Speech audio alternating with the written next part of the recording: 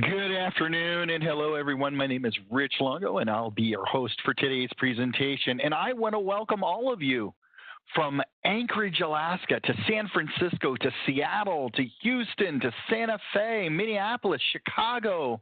We've got Boston, Mass, Washington, D.C., Charlotte, Columbia, South Carolina, Orlando, New Orleans. Man, we've got folks from all over North America today. It really is great to see, and we still have more folks trying to get in. It's going to be a packed audience, and I appreciate you taking time out of your busy day to join us. Today's webinar, in case you didn't know, is Organizational Change Management, presented by our very own Flycast Partners, Chuck Spencer. Chuck is our lead enterprise service management practitioner and has a very accomplished background that includes Lean Six Sigma Black Belt and ITIL V3 expert with multiple certifications, including ISO 20000 Manager and Consultant, COBIT 5, PMP, Agile Scrum Master, and Change Management Practitioner. Chuck has well over 25 years of experience in improving and implementing service management processes to drive quality, efficiency, and customer satisfaction.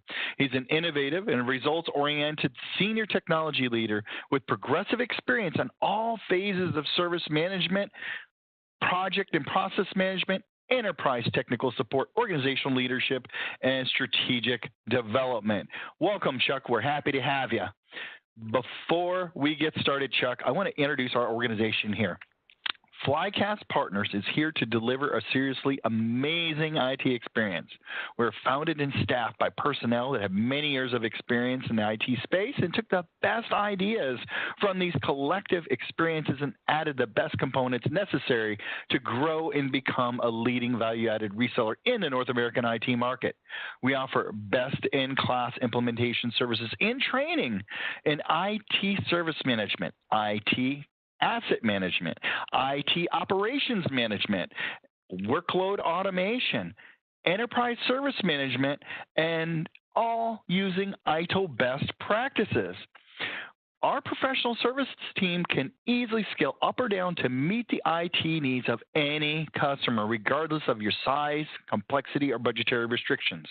We offer implementation services both on-site and remote, as well as training to help reinforce your company's long-term IT success. Our ongoing remote administration and support service offerings will enable you to focus on those normal day-to-day operations, saving you both precious time and money. I encourage you to reach out to us directly at 844-FLYCAST. That's 844-359-2278. You can also chat back and forth on our website with our IT specialists. They'll be here Monday through Friday during normal business hours. Visit our website at www.flycastpartners.com. Take advantage of all the wonderful upcoming webinars we have. Share those with your coworkers and your friends to invite them as well.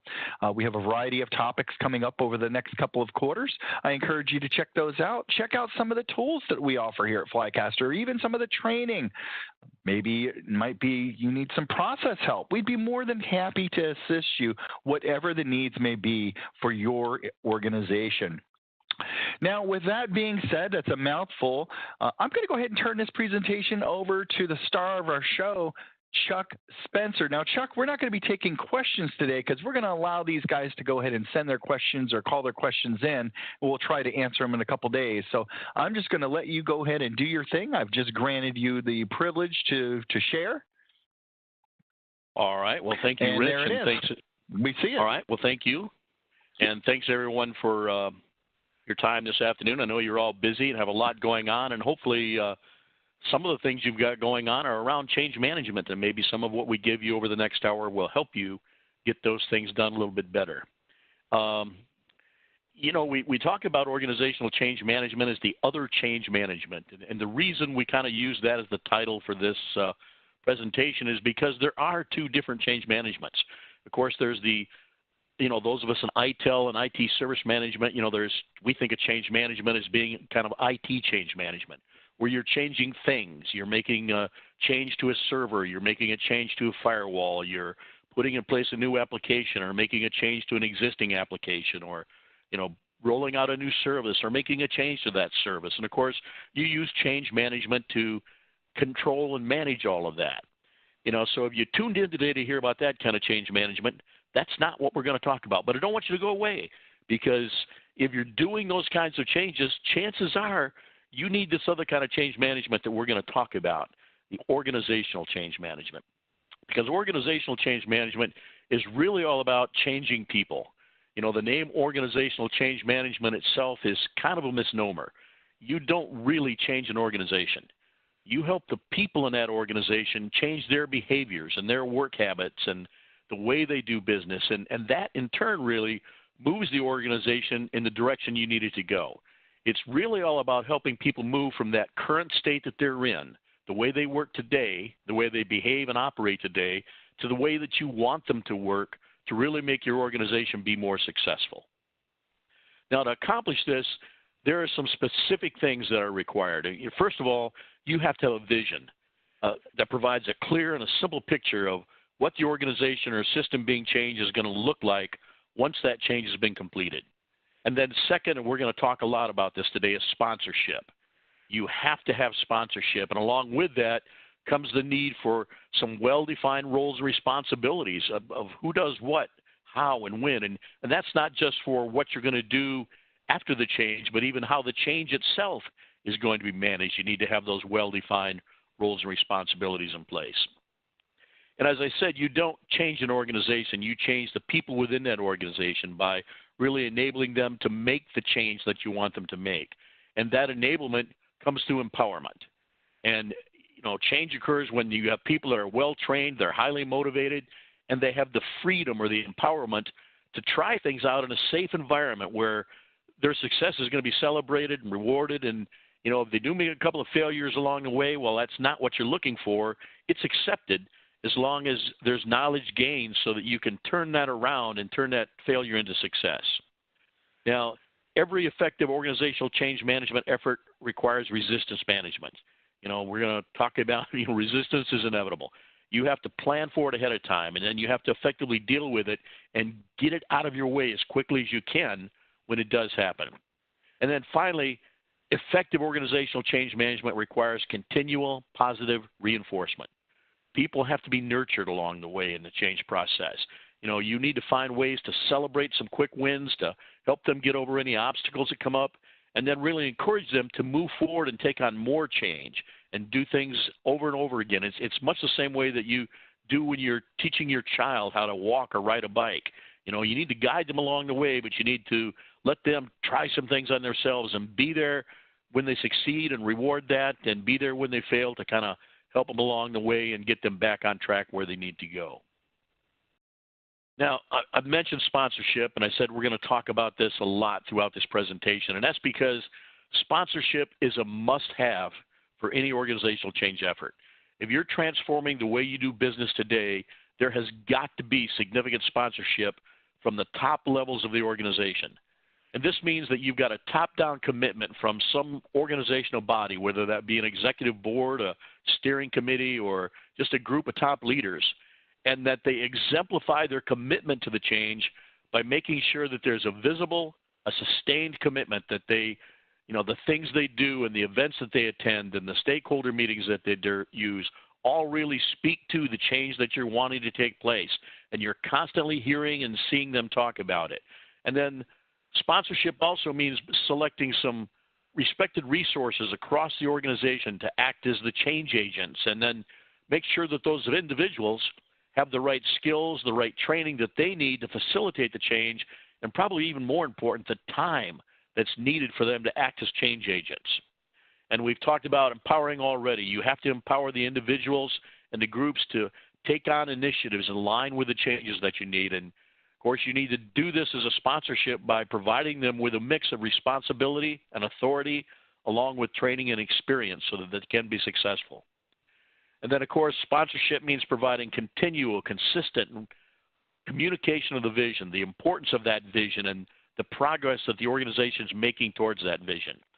Now, PRESI, which is a recognized leader in organizational change management, they did a study in 2012 with 650 participants in 62 some countries, and they identified the greatest contributor to the overall success of change management as active and visible executive sponsorship.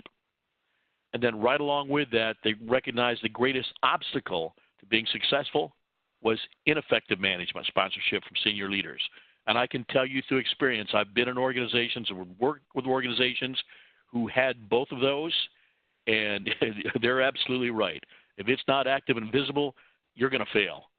And if it's not effective and people don't really give the right level of sponsorship, you're going to fail. So very important that you have this. Now, we talked about the vision. You know, once you have sponsorship, the sponsor or the team needs to really create a vision that outlines what the organization wants to be seen like by the outside world. What picture do they want others to see when they look at the organization? Now, Joseph Cotter, who's a well-known leader in the area of organizational change management, actually takes this a bit farther by saying it's not just a picture. It's a reason why someone should strive to help create and get to that future. What is it about the vision that would attract someone to it or encourage them to achieve it?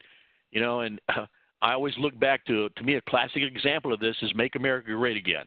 You can like Donald Trump, you can not like Donald Trump, it doesn't matter. But that vision of Make America Great Again speaks to everyone who's in our country and wants to do something about it. So that's a vision, and that's an example of a great vision that makes you want to get behind it and make it work for whatever reasons you need for it to work.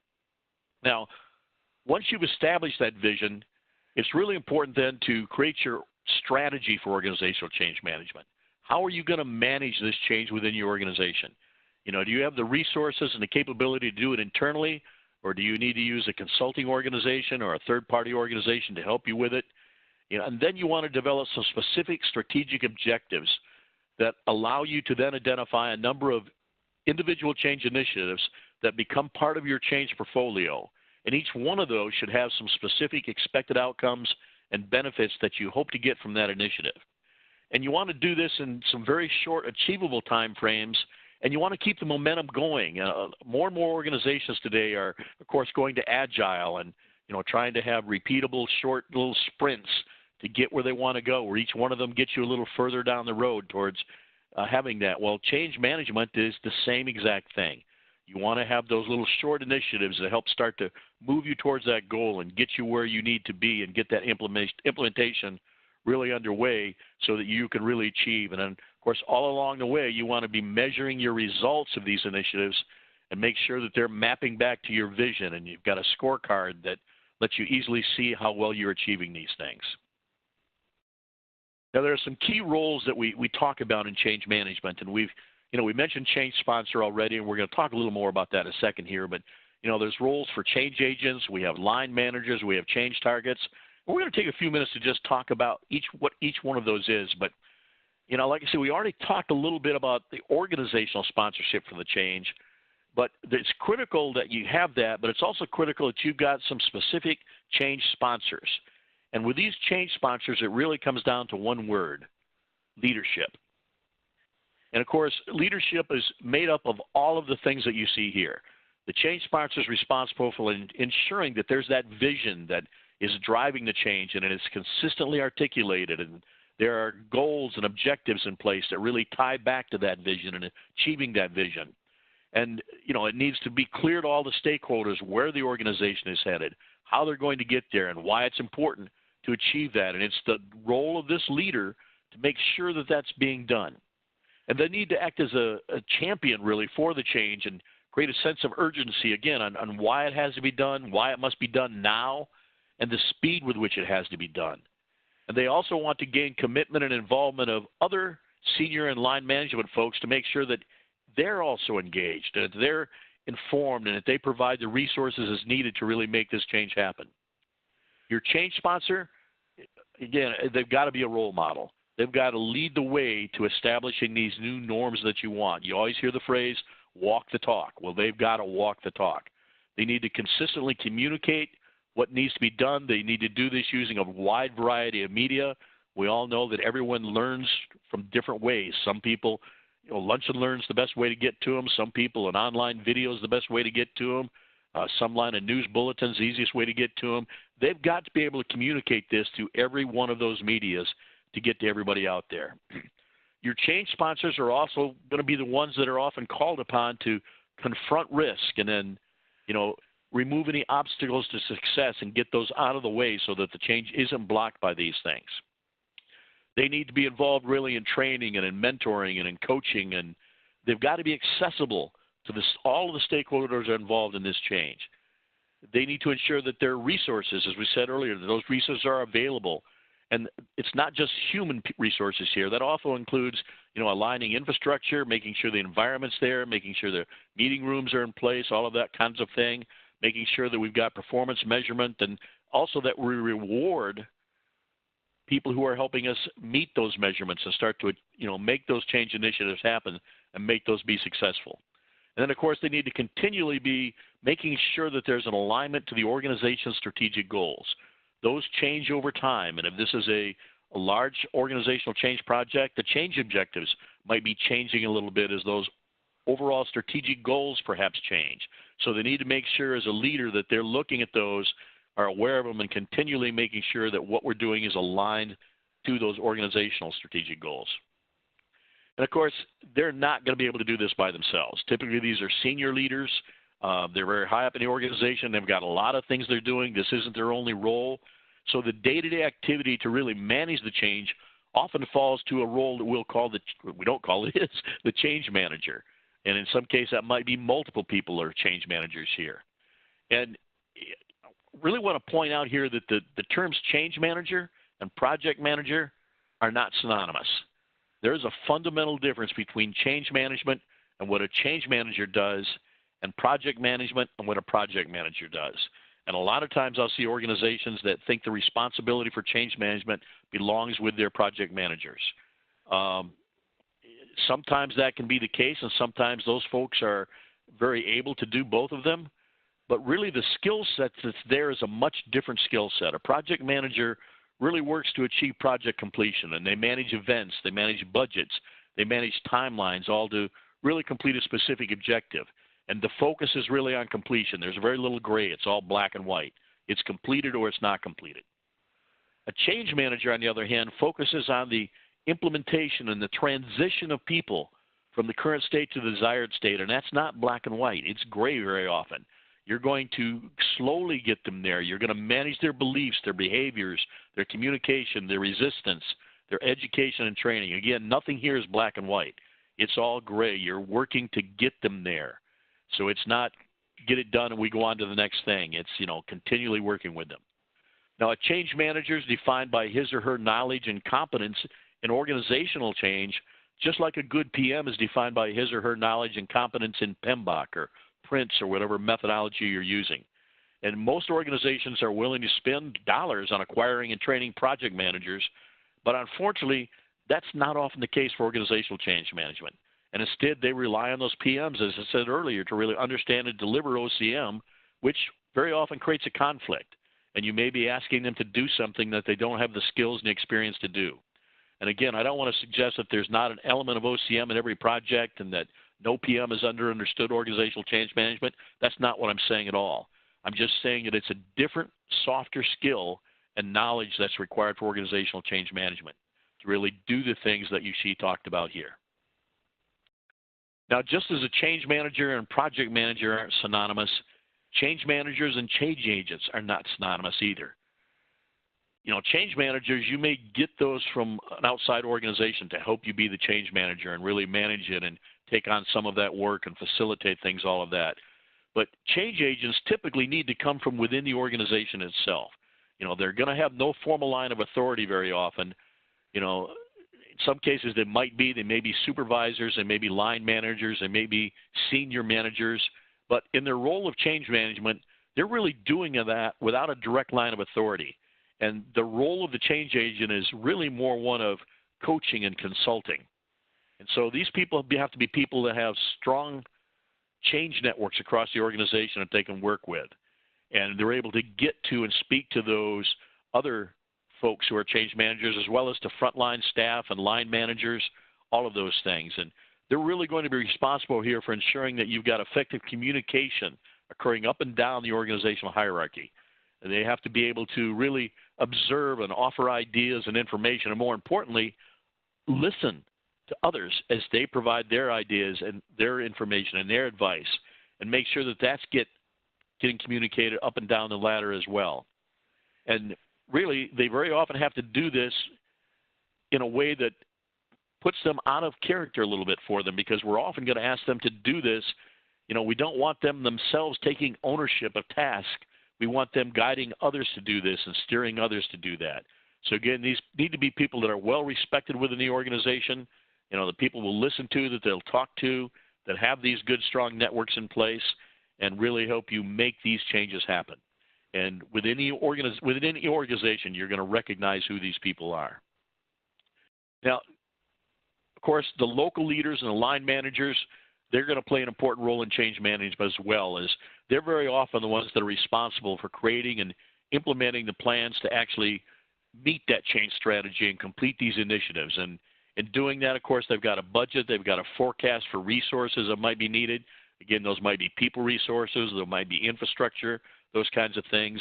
They need to provide frontline leadership, and very often in smaller organizations, they might even be doing some of the project management for the change initiatives that have to be implemented. Just like the change sponsors, they've got to be role models. They have to walk and talk the way that this change is going to be done, and they need to show that they accept it. And then they need to communicate their acceptance of it and their buy-in to it and their alignment to the strategy that's in place here. They're really responsible at this level for making sure that that communication is in fact two-way, that we're letting people know what needs to be done, but we're listening to people tell us, what's going on, and we're identifying areas where there might be some resistance and dealing with that. And if they can't deal with it, of course, escalate it up to the change manager and get some help from them to really deal with it. And then, of course, the last role and responsibility we talk about here are call them the targets, if you will. These are the folks that really are the ones that we're trying to change. And, they've got some responsibility here to really listen, to be open to the information that's being provided to them. But we also want them to inquire and to challenge and ask for clarification on things so that they really, truly do understand it. We expect them and want them to offer some constructive criticism and bring their ideas up to help us improve or speed up the delivery of change. These are the folks that are more involved with the day-to-day work that you're probably trying to change. So who better to talk to than them to really understand the impact of what you're trying to do, get their buy-in, and get them to work forward with it. So again, we want a lot of feedback here back to the sponsors, the change manager, and the line manager from these targets. Now, all of the folks that we've talked about are also stakeholders, but there are other stakeholders that are involved here. These could be, the business, they could be vendors that you're using, third parties that are part of this. One of the things that we want to do is to start to map out all of the stakeholders. And, doing it on kind of a grid like this is a tool that's offered within organizational change management. You'll see this in Lean, you'll see this in other methodologies as well. But it's really a valuable way to look at this. And, we want to figure out who all the stakeholders are, and then we want to plot them on this grid based on their level of interest and impact they might have on the change and how much power or influence they have over making that change happen. And then you want to make sure that you understand where everybody falls in here. The people who are spectators, we just want to make sure that we're feeding them enough information so that, they know what's going on and they're aware of what's happening, all of that. The people who are active players, we've got to make sure that we keep them really informed so that they know what's expected of them. They know what's going on. They know, what's happening, what they need to do, all of that.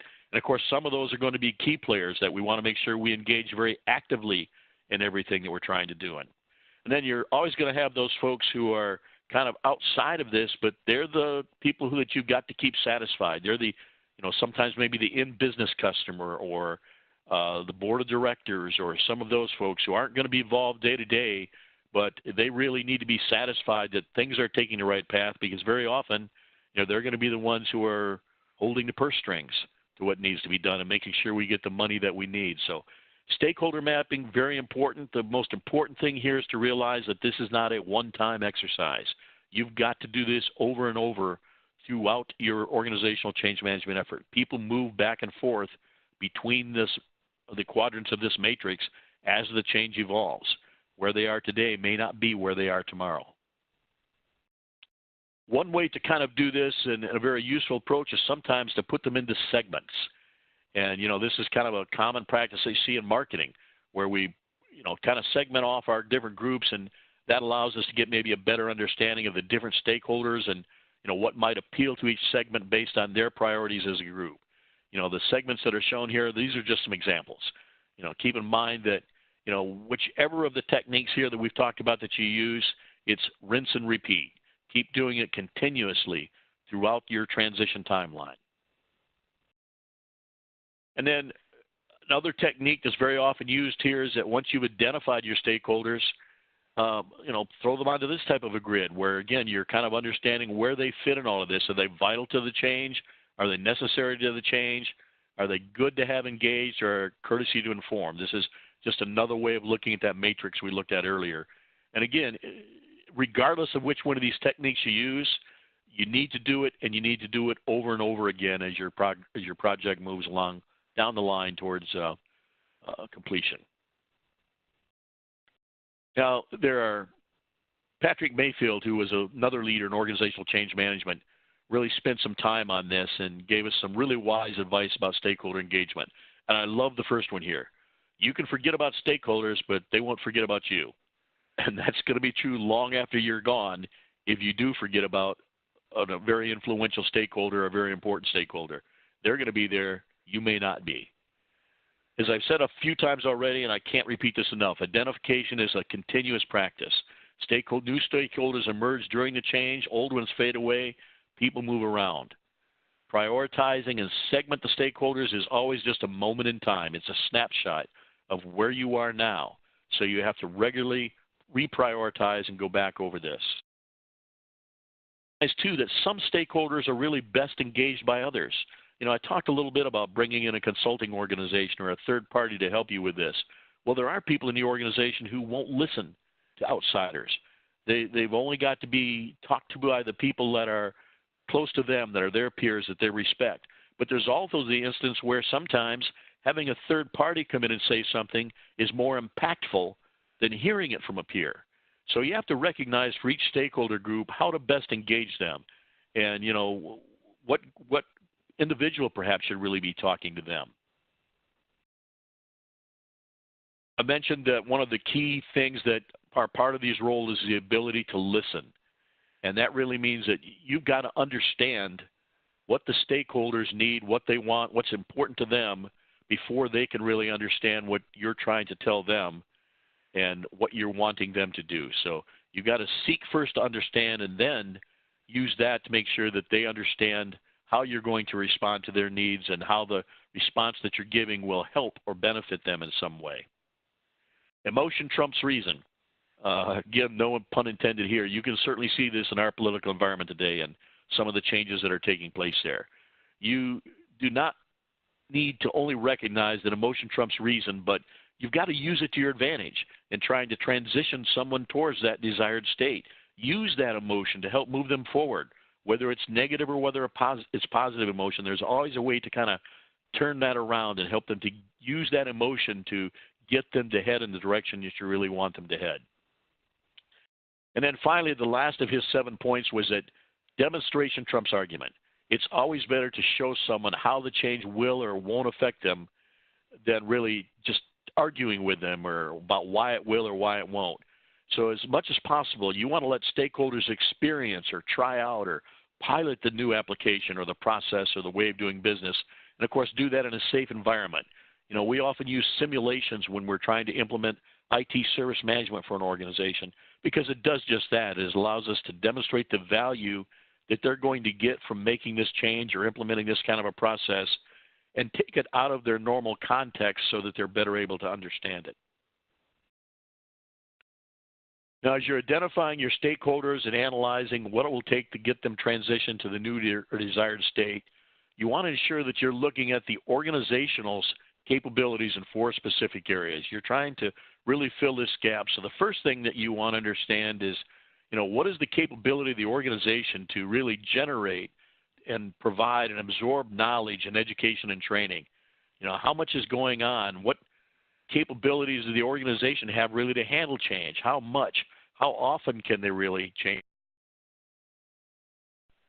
As well, look at the processes that are in place and, what's the process capability and where do processes themselves have to change to support the new outcomes that you're putting in place. I'm working with an organization right now that's moving into an agile DevOps environment, and we're looking to see what changes they're going to need to make in their ITIL processes to really make those changes work and really make what they want to do from becoming more agile and more of a DevOps environment to those processes to really help things along. And then finally, what's the capability of the environment to handle change? And here I'm talking about, again, you know, as you're going to be making these changes, you've got to have meeting rooms, you've got to have media to talk with people. You may have to be able to relocate some people and maybe cluster some people together for a short period of time while other people are still working the old way in another area of the building, something like that. So you need to understand, you know, what environmental requirements do you have and what capability do you have in that area to really help you move from the current state to the desired state.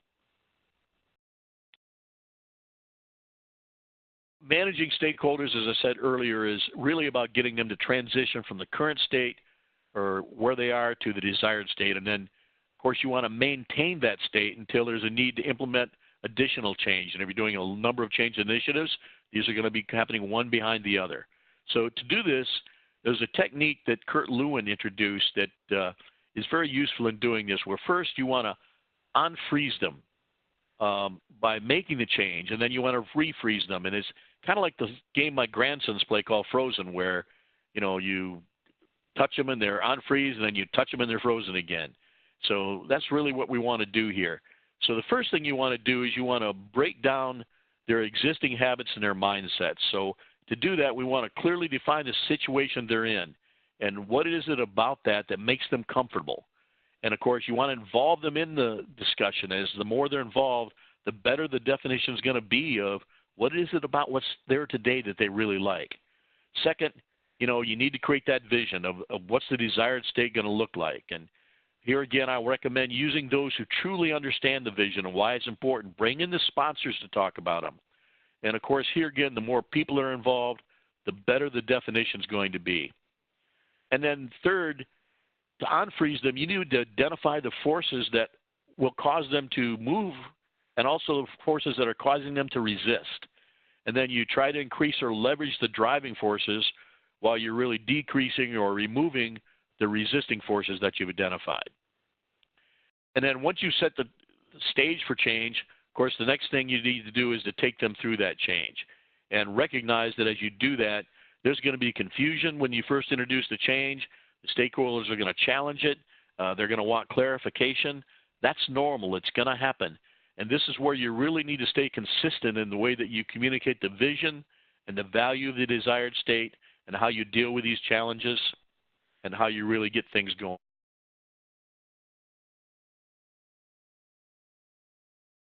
Made the change. We've got the new work practices, the new tool in place, and we want these now to become their new work habits and their new way of thinking. And as change managers and leaders, the job's not done when we implement this change, because the first time that something happens that they don't like or the first time they struggle with it, they're going to go back to the old way of doing business. And we can't let them do that. We've got to get them to stay where they are. Now, Shine built on this, a gentleman by the name of Shine built on this concept of unfreeze and refreeze by suggesting that the organizations do this by creating an environment using what are three seemingly conflicting ideas here. First is disconfirmation. You know, if you want to get somebody to move, you got to make them uncomfortable. You've got to create a sense of anxiety or guilt about why they need to change and the fact that the organization needs to change it or it's not going to survive. Or if they don't make a change, they're not going to achieve their goals, whether those be personal or career-wise. And then you need to create a spot of physiological safety for them to move to. And again, while this sometimes seems to conflict, it's really designed to prevent the survival anxiety from becoming too great. I don't want to let them dwell too long in this area of discomfort. I don't want them to feel anxious or guilty too long. I want to quickly show them what safety looks like and how they can get there and why they need to make that change. Now, there's a great book out there by Joseph Cotter called Our Iceberg is Melting. And if you haven't read that and you're involved with organizational change management in any way, I highly recommend you get a copy of it. It's a very short read. It's kind of funny in some ways, and it really speaks to this concept of creating guilt or anxiety, making them uncomfortable, and then giving them somewhere safe that they can move to as a means of getting them to change. Now, in parallel with all this work that you're doing with stakeholder management, you need to begin your communication planning.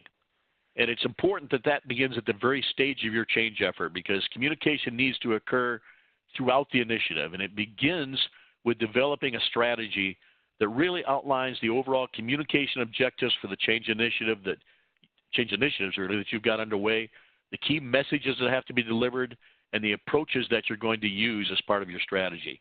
And then comes the actual development of the plan itself. How are we going to deliver the strategy in terms of who does what, and when, and how, and to whom? And by the way, this is where there's another type of change management that comes into play. We mentioned two, here's a third one.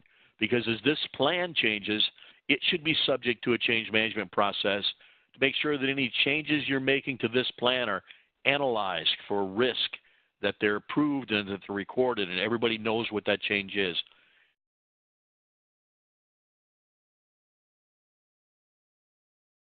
Sure that the objectives that you had in your strategy are actually being achieved. Now, there is a difference between the strategy and the plan itself. You know, your strategy really centers on understanding the organizational context of why we're doing this. Why are we changing? What are the drivers? What's the nature of the change? What's the culture or the environment in which the change is taking place? And then analyzing, as I mentioned earlier, those audience and the stakeholders of the change. Who are the people that we need to be communicating with, and where are they in terms of their awareness of the change, the reasons for it? What's their attitude and the likelihood and nature of any resistance from those stakeholders? And then as part of the strategy, you want to set some communication objectives. What do we want to happen for each stakeholder segment? What do we want them to know, to think, or to feel as a result of the communication they're getting? What do we want them to do? And then care needs to be taken that these objectives are measurable, and you can link into some key milestones within the change initiative to provide that measurement that you so desperately need here. As part of the strategy, you want to select the communication approaches. How are you going to go about this communication? If it's a major cultural shift, often those require a much different approach than something simpler, perhaps, like rolling out a new computer system or a tool upgrade, because there's a big difference in the need to change behaviors and attitude. Now, recognize, too, that not all of your changes are planned from the beginning, but you're going to find that there are changes that emerge as a result of other changes that you're making.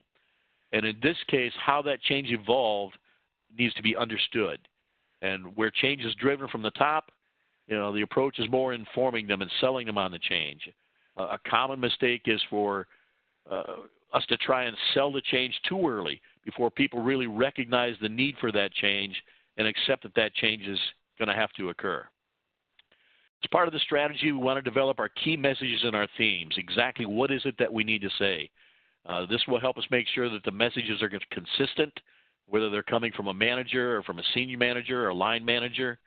And it really helps to overcome resistance when the change targets are getting the same message across the board, so that whoever they talk to, they're hearing the same thing.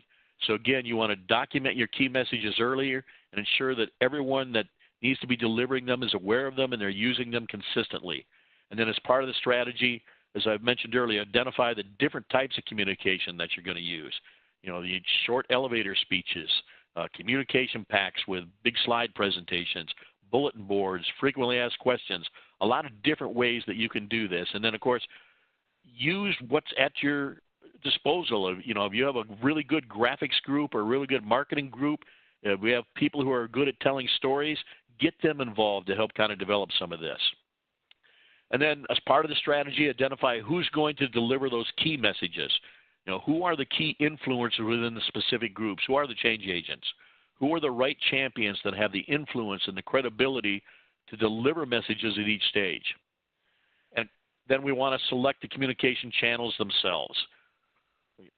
How will the messages really get there? And it's important that the channels are used consistently to avoid confusion and really encourage feedback. Newsletters and emails, well, that's a good way to raise awareness, or bulletin-style updates where, we just need some things with that. But where you need fuller participation and feedback, those don't work. You've got to have workshops, you've got to have town halls, roundtables, focus groups, all of those kinds of things. So as part of this, we want to select what our channels are going to be, and what type of message is going to go through what channel. Now, once you have all of that in place, now we can bring the plan into play itself. And this is where we really start to get specific about who's the target audience for this communication. What's the objective of the communication? Again, which key message are we delivering to them from the ones we selected? What activities are we going to use to deliver that? Who's going to deliver it? What's the timing of it? And then, of course, how are we going to measure the impact of that we're getting out of it, what we really wanted and needed? Now, we've talked about communication and talked about the need to make sure that that's both one-way and two-way, but really two-way is really what you need to strive for. You've got to get that information flow up and down the chain. One way is good for just informing people, for sharing some information. Takes a lot less effort, but you don't get much feedback. Two-way information, you need to really engage people and get them talking and share their input and encourage their participation. And granted, it takes longer, but you're going to get a lot more feedback out of that. The amount of interaction between the two, of course, grows when you're doing two-way communication, but that's what you're really going to need to be successful. I've talked about empowerment a little bit already. You've got to empower the team, and we're running close on time here, so I'm kind of moving quickly through these. But, again, you've got to make sure that you give people the right skills and the right resources and the right education and the right training to really be successful. And then you've got to give them the opportunity and the authority to make decisions. People want to control their destiny. And so you've got to let them do that to make these changes. And then you've got to motivate them to be successful. As I've said before, you've got to give them a safe environment to experience all this where they can make some mistakes. But you do want to, of course, hold them accountable and responsible for their actions to make sure that they're learning from them and they're able to move forward. Now, as I've said at the beginning of this, resistance is futile. You're going to get it, But really, people don't resist change. What they're really resisting is changing them. So you need to look at this, and of course, we'll be able to give you a copy of this presentation if it's something you want, and you can kind of read through these. But there are a number of reasons for resistance, and with almost every one of these, there's a way to deal with it.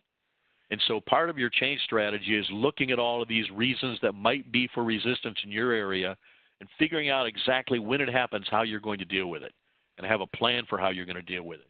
And so these two slides that are here really give you some idea of the kinds of resistance you might see and what you might really do to deal with that. Now, to really understand resistance, you really need to understand how humans really respond to change. And it's something we call the change curve. And it evolved from some work that was done by Elizabeth Kubler-Ross years ago. And she was really looking at the process that people use when they're coping with the death of a loved one. If you think about that, that's a pretty significant change when you think about it. And it really begins with the shock of what just happened. And often that's going to be quickly followed by some denial. But then it's often followed by a burst of energy. The adrenaline starts to kick in. And, when we're talking about the kinds of changes you're making here, this often tends to increase performance and increase mood. And, the impact of this, though, you want to control a little bit. And, of course, you do that by effective and early communication about the change and why it's needed, why it's happening, all of that. And then once they've kind of accepted that it's real, most people are going to look for someone to blame. They're going to get angry. They're going to blame themselves. They're going to blame those damn consultants, the investors, the competitors. Somebody is responsible for this, and we need to know who. Well, the best approach here really is just to emphasize with them and help them consider realistically how the change is going to impact them. Don't try to minimize the risk or the loss that they've experienced or are going to experience. You need to be compassionate here and just need to know that to them this loss is personal, and you've got to consider that and understand that. Now, as their mood and their performance decline even further, they're going to start to blame themselves, and they're going to look at themselves and try to change the way they do what they're doing to help avoid the need to have to change. If it's a change where they're faced with redundancy or the loss of their job function, they might offer to work harder or take on more work. And again, here, support and empathy are key. You got to create peer groups. You got to create opportunities for them to participate in, again, controlling their fate and planning the change that's here. It's not going to help them to take on more work. That's not what we're trying to fix necessarily. So again, they're going to try to bargain with this and find ways out of the change. We've got to get them here to really realize that the change needs to occur. Now, at the bottom of this, of course, is depression and confusion. They're going to give up at some point. They're going to give up trying to hold on. At this point, their performance, their morale is probably going to be the lowest that it's been. After all, why bother? This is going to happen to me. No matter what I do, they're going to change my job, and I don't want to change my job, and maybe this isn't the right place for me to work anymore. Again, this is where you've got to have some empathy. You've got to do some active listening and have some good support structures to kind of help them get through this stage. And then at some point, everyone starts to accept that the change is inevitable. And here you want to help them really start to look toward the future. For some people, this is going to happen very quickly. For others, it might not happen at all. But it has to happen before you can get any change to their behavior. Some may reach a certain point in this and then fall backwards. It's not that you move these progressively and never move back and forth. You might move from 5 back to 3 or back to 4 or whatever. But again, you need to deal with that and help get them through this. Once they've reached this level of acceptance, at some point, they're really going to accept that it's going to happen. They're going to start to engage. They're going to want to train for their new role in the organization. They're going to start to step up and start to ask questions about how can I learn the new skills I need to use the new system. And this is where your role as a leader is really to get them involved now perhaps as a change agent and emphasize with them and support them and provide some clear and consistent communication. And of course, through this whole thing, you want to be very transparent about what's going on and really help them move through this curve. So again, I said before, it's not black and white. There's a lot of gray here. I always say there's a lot of soft skills involved with this kind of change management. There's a lot of nurturing people and helping people move through this change to get really where you want them to go. Now, I mentioned Joseph Cotter earlier on in this discussion, and I want to leave you with his 8-step approach to organizational change management, as it really embodies almost everything that we talked about here. Cotter is one of the best-known experts on organizational change management. He's got a lot of books and articles out there on that. But probably his best known is this 8-step approach to organizational change management. Now, his first step is create a sense of urgency, and we spoke to that, what that means moments ago. And again, Cotter believes that it's essential that a majority of the individuals that are in the organizations you're trying to change, 75% of its managers and virtually all of the top executives have to believe that there's an organizational urgency to making this change. We've got to do this. And then second, here he recommends the creation of a guiding coalition. We talked about sponsorship and the need to have a group of people really who are there that have some strong positional power. They got varied expertise. They got credibility across the organization. They really need to be in place to guide and direct this change effort. And then third, that vision that we talked about, making sure that it's clear and it provides a real solid picture of, with implicit or explicit commentary on why people should really want to achieve that vision. And then fourth, communicating that vision in very clear, direct language and using verbal images, analogies, stories, graphics, pictures, videos, anything you can to not only communicate it, but to provide opportunities for discussion and feedback with leaders who understand it and, again, walk the talk and can really talk to what you're trying to do. Fifth, of course, is empowering employees to act. We've talked about this. You've got to give people the training. You've got to reward contribution. You've got to be able to, as well, sometimes very difficult, but you've got to be willing to remove or sideline managers or other people who really get in the way. You've got to get them out of the way for this change to happen. Now, when you're rewarding contribution, it's also important to understand that you don't want to just reward the people who are involved in the change. Often them being involved in the change required somebody else to take on more work. So they could be on this change committee, or they could be part of this process design that you've going on, or something like this. So you also want to reward those people who stayed behind and create some short wins for them as well. Really short wins is kind of, how you're going to really boost morale and minimize negativity, is being able to have a lot of those short wins for people. And then seventh, there's going to be some pressure coming to revert to the old known ways of doing business. So you really have to encourage the guiding coalition to really press on and maybe even take on some more change at the end of the first change that you're doing, with some real clear leadership, again, and direction from the top about why this is really important. And then finally, I've heard this from a number of different sources, don't really know where to attribute it to, but there's the saying, culture eats strategy for breakfast, and it sometimes eats change as a second course. So you have to continually identify the aspects of that old culture that you're trying to move from that threaten the change you're trying to make, and address them by recognizing the value that people are going to get by providing their time and helping you get to where you really need to go. And again, that may often mean making some tough decisions and replacing people who are stuck in the old culture by promoting those who embraced and helped lead the transition to the new way of doing business. So, as I said, this kind of embodies everything that we've talked about here this afternoon, and really, hopefully, has given you an idea of some of what you really need to do to make change successful in your organization. You know, we're certainly here to help if you need some help with that. And with that, I'm going to turn it back over to Rich. Thank you for a great presentation, Chuck. That was awesome. And I tell you, this particular presentation, I think I learned a little bit more out of the last one when you did OCM. I'm not sure if it was a slightly different approach or what, but it was I learned a little bit more. I get better at this all the time. Like you said, I've been doing this 30 years or so, and I'm an old dog, but I learn new tricks all the time.